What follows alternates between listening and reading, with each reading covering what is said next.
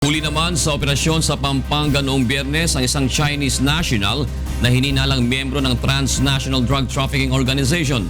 Narito ang hatol na balita ni Joshua Antonio. Nasa kustodiya na ng Philippine Drug Enforcement Agency o PDEA-NCR ang nahuling Chinese nationals na umano'y drug lord matapos mahuli sa Angeles City, Pampanga. Katuwang ng PDEA ang PNP Region 3 sa isinagawang operasyon noong Biyernes. Si Ye Chen, 42 taong gulang, ay miyembro umano ng Transnational Drug Trafficking Organization na kabilang sa watchlist ng PDEA. Mula pa noong Hulyo ay minamanmanan na ng PDEA si Chen matapos ipaalam ng isang informante ang mga illegal na aktibidad nito sa lugar. Arrested inside the house is a Chinese national by the name of Mr. Ye Chen. And confiscated inside the house is more or less 30 kilos of shabu.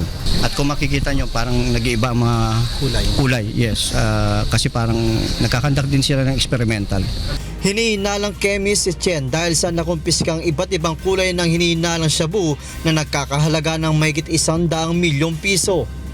So kung titingnan natin itong shabu, iba't iba ang color niya. Parang ang nangyayari is parang in a way parang kinonsider namin siya as chemist dahil nag-experiment nga siya ng shabu. Sa labas ng country yung market nito. Nahaharap si Chen sa kasong paglabag sa Comprehensive Dangerous Drugs Act of 2002 bukod pa sa iba pang kasong maaaring isampa laban dito. Samantala, patuloy naman tinutugis ng mga otoridad ang iba pang kasamahan nito. Tatanggap naman ng 5 milyong piso ang informante ng ahensya.